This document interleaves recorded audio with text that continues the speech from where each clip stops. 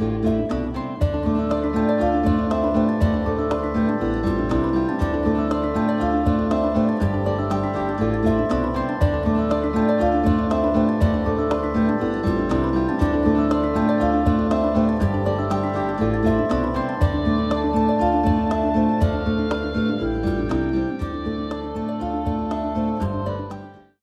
Oracle of Luna is a podcast with me, Bridget Engels, as your host. Here we have conversations with real live, present-day goddesses who are actively and courageously doing their magical work in the world. Each episode is a bewitching journey with relevant discussions on topics such as Wiccan pagan spirituality, writing, culture, magical practices, art, ritual, and the craft in its many forms. Merry meet! Welcome to another episode of the Oracle of Luna podcast. I'm Bridget Engels, your host, and today I'm thrilled to chat with Rachel Patterson. Rachel is an English witch who has been walking the pagan path for over 30 years. She has had over 30 books published. Her newest book, released by Moon Books, is called Prosperity Magic, Spellworking for Abundance, Money, and Prosperity. Rachel is the host of the Pagan Portal Podcast, Elder at the Kitchen Witch Online School of Witchcraft, and High Priestess of the Kitchen Witch Coven.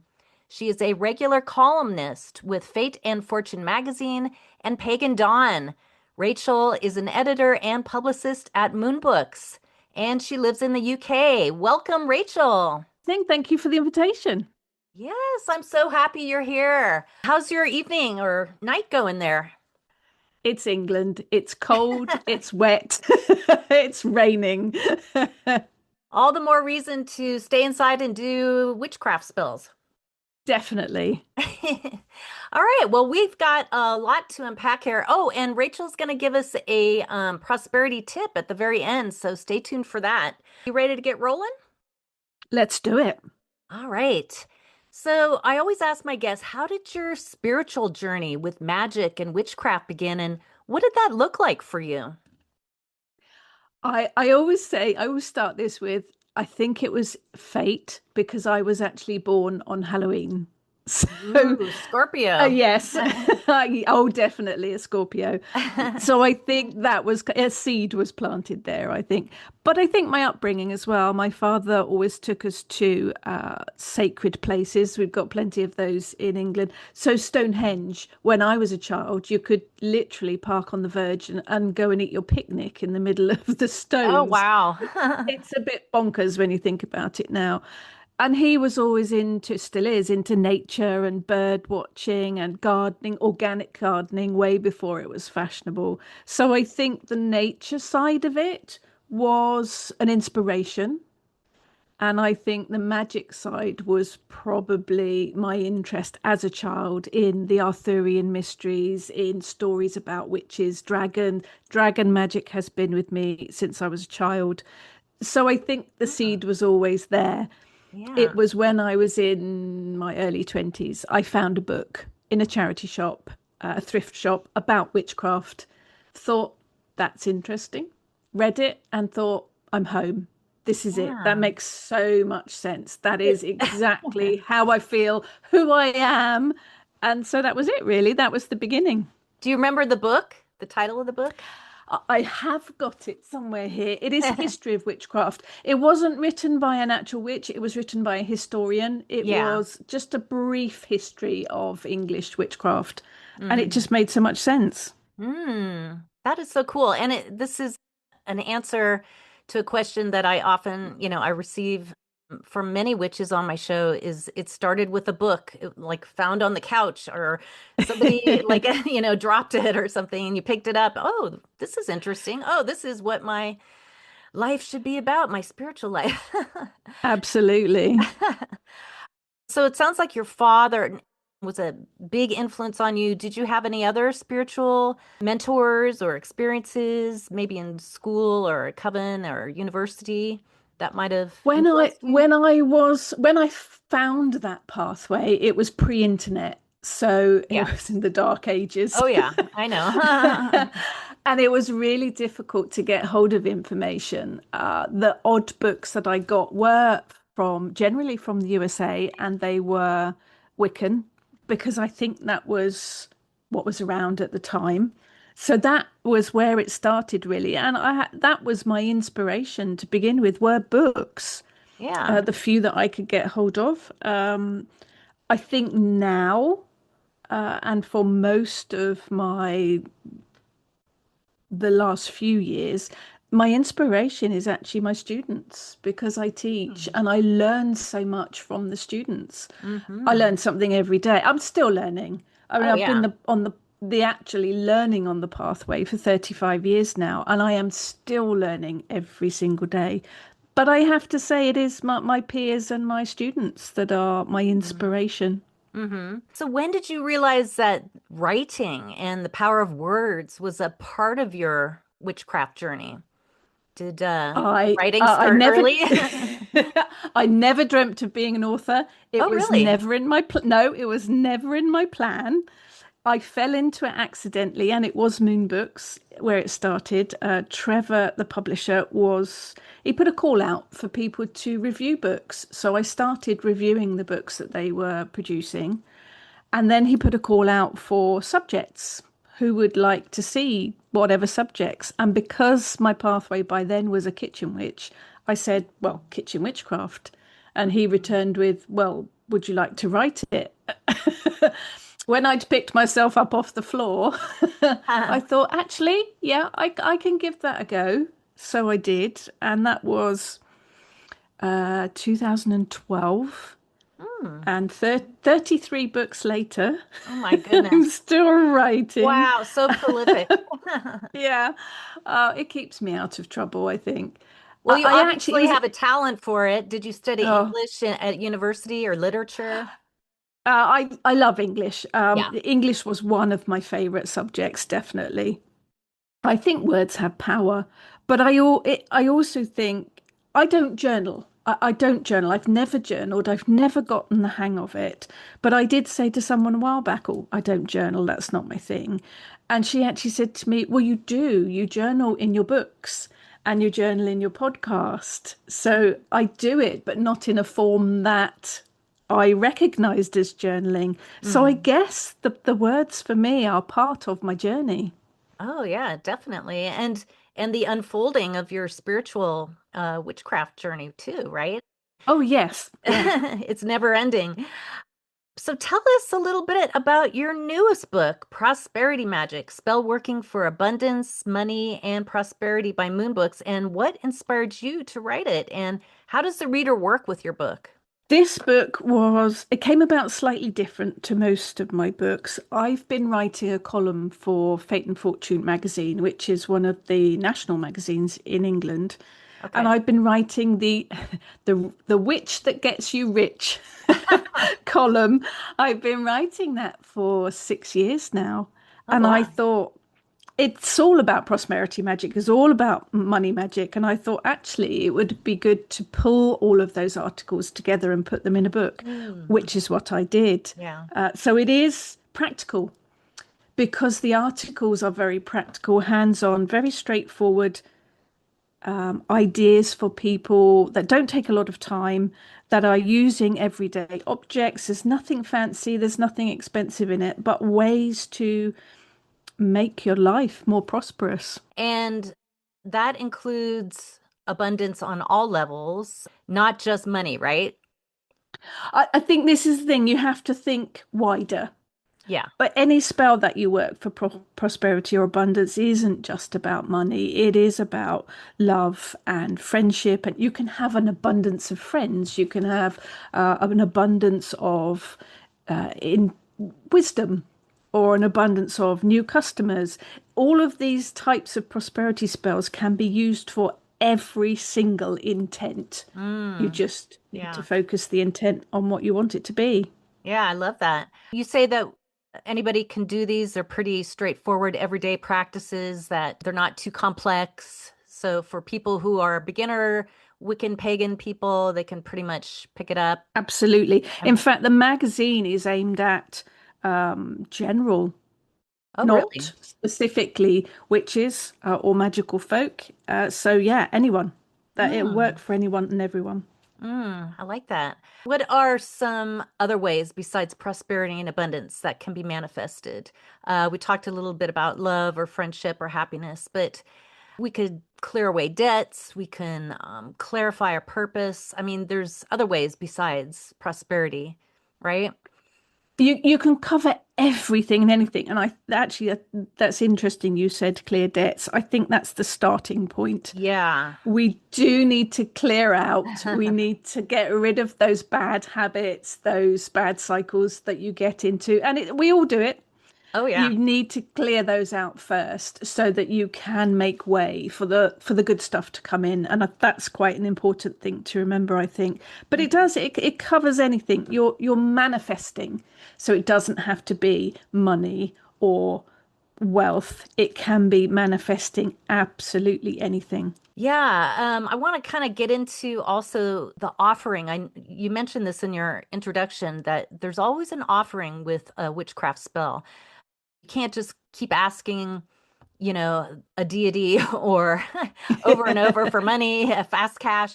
There has to be some kind of offering. Can you talk a little bit about how we can, I don't know, give something of ourselves or some piece of gratitude or something about offering? I think it's good manners for starters, but I think it is important if you are asking for things, there has to be that balance. There has to be that checks and balances. You cannot keep asking for things because for starters, the deity, divine, whoever it is you're asking from, they will get fed up with that eventually. You can't just keep taking. So there has to be that balance. And I do it with every single spell. I always make sure there is that balance to it. It might just be an offering on my altar. It might be feeding the birds in the garden. It might just be putting some fresh flowers on my altar or a Hmm. crystal or a piece of cake or whatever I'm eating, but it could be a poem or a song or just spending some time doing something decent, taking in your neighbor's dustbins or something like that. Giving time is just as good an offering as Mm. actually giving something physical. Yeah, I like that. I like what you said about giving something of ourselves to nature or to other people or maybe to ourselves, actually, right? Yes, yeah. Clearing clearing up our credit for one thing, or working an extra hour at work, maybe. I've done that recently, but It's got to feel right for you. yeah, exactly. What are briefly describe some of the different types of spells for prosperity magic? In your book, you have like money jar, fashion, clothing, sigils, not magic, candles. Can you talk a little bit about the different types of Again, spells? it's got to work for you. If your favorite thing is candle magic, then work with that. Candle magic is probably my go-to. I like flame. I like burning things. Hmm. I Especially when like it's setting cold and gray and raining. Yeah, I like setting fire to things. But I think candle magic, because that's quite straightforward to me, and it brings color magic in, and I love working with color. Yeah. Hmm. And it brings in the flame, and flame is transformation. The fire is transformation, so that makes sense. Jars as well are really good. Witches jars, they're a spell in a jar, so that's very, very easy. We've all got old jam jars and things lying around. Sigils are a slightly different thing. If you're good with art or the pen work, then sigils work really well for you.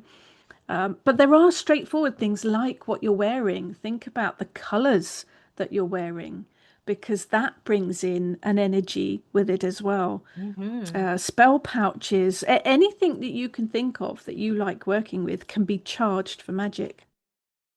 I'm wearing a green t-shirt in honor of this episode. Perfect. Perfect.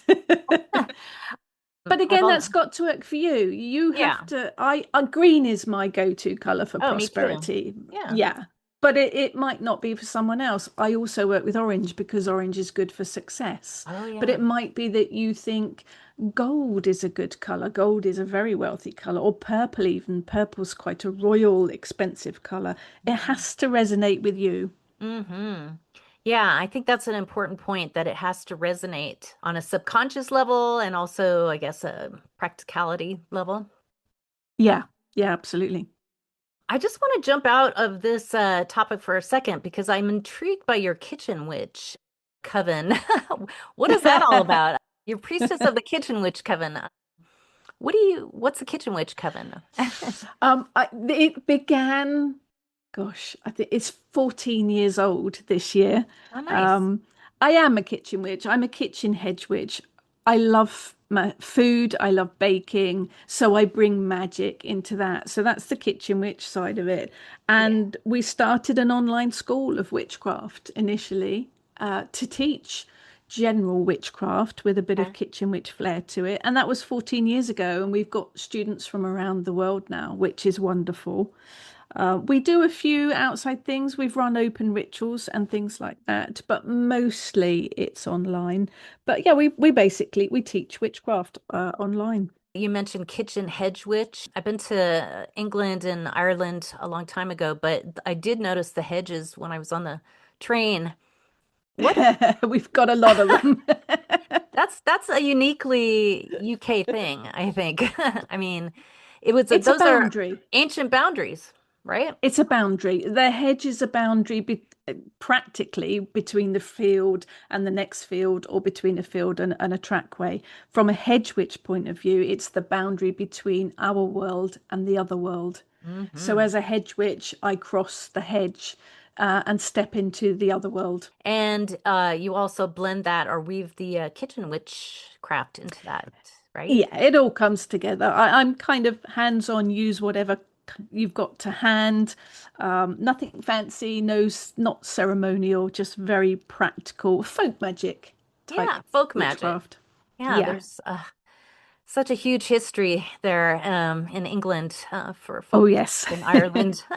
Very different over here in the United States. But so, are there certain days of the week or lunar phases that could enhance our prosperity spell work or money spell work? And Absolutely. Yeah. okay. It's layers. I think when you're working with a spell, you add layers to it, which boost the magic. So if you are working prosperity magic, for money and prosperity, Wednesday, Thursday, and Sunday are really good days. They just add that extra boost of energy. And if you like to work with moon magic, then if you're increasing your prosperity, you'd want to work your spell on the new or the waxing moon, or even up to the full as well, because you're building, you're bringing in, you're manifesting. If you're trying to rid debts, then you want to do that on the waning moon because you're releasing, you're letting go.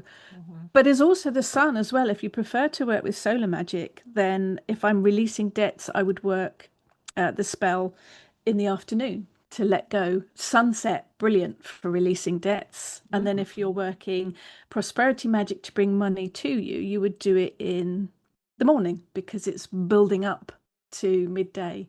Mhm. Again, it's what you prefer to work with. And what you have time for. Well, that too, yes. This you probably get this question a lot from your column, but how fast can we expect prosperity spell to see some results? I guess it's subjective, but is there some kind of timeline that we you know that you know Yes, it about that? depends how quickly you need it, doesn't it? Yeah, There are some the urgency. you'd work the spell. You would work the spell to suit your needs. There are ways of working fast cash type spells. If I want something to boost, then I would probably add something like chili powder or mustard, something hot and fiery that's going to really boost the energy of the spell and make it work faster. Hmm. But you need to tell it. You need to set a timeline for your spell. If you need it fast, then you need to work that intent and into the wording and the idea that this needs to be quickly. But I would give it a boost with something hot and fiery. So what is your favorite and most effective prosperity, abundance, or money making spell that really stands out to you in your vast experience with doing this? I think it's an old one, it's a classic one, and it's the abundance check. Although to be fair, we don't use checkbooks very No. often in England anymore. I don't know No. how it is in America. No, You not really can over here either. you Everything's can print them online. off. Yes, it is. You can print the checks off of the internet though, and they do work. And for a very long time, I did an abundance check every month. I would Mm. write a check from the universe to myself to cover all my bills and to give a little bit extra for nice things. And it works. It's one of those, if it's not broke, don't fix it kind of things. It works really well and it's very effective. Oh, I'm gonna check that out. Okay. You literally type abundance check into Google and it will bring them up for you. Okay. And then you pay to the order Print of it me. off. Yep. Pay to Yeah. the order me and it sign it from the universe and you're good to go. Ah, nice. That seems pretty practical and pretty easy for people who don't have a lot of time. So I love that. Don't make it complicated if you don't need to. Exactly, exactly. Also, plants. I've read somewhere that plants have a certain amount of, maybe that's a feng shui type of thing, but greenery, I guess, maybe jade plants. And if you have different types of plants in your house. I'm actually I love gardening. Yeah, I'm very bad with houseplants. yeah. But Or but herbs, herb gardening. Yeah. herbs I love. But green again, it's the color thing, isn't it? There are certain herbs that I have that I go to for prosperity. Mint and basil are probably my Mm. two go-to herbs. They are brilliant for money, prosperity, wealth. If I want a bit of success in there as well, then I will add cinnamon to it because that's my go-to for making a spell successful. Okay. Yeah, I grow some herbs. I live in the desert currently and it's hot and dry, but rosemary grows Oh, yes. Yeah. amazingly here. Yes. It So, likes the heat, doesn't it? yeah, yeah. And eucalyptus, I mean, I love eucalyptus and lavender, but lavender doesn't do that well here. But rosemary, for some reason, is just grows like weeds here. I think that it's a brilliant all-rounder herb, rosemary. I think it's really good for all kinds of spells. Yeah, absolutely. So fragrant.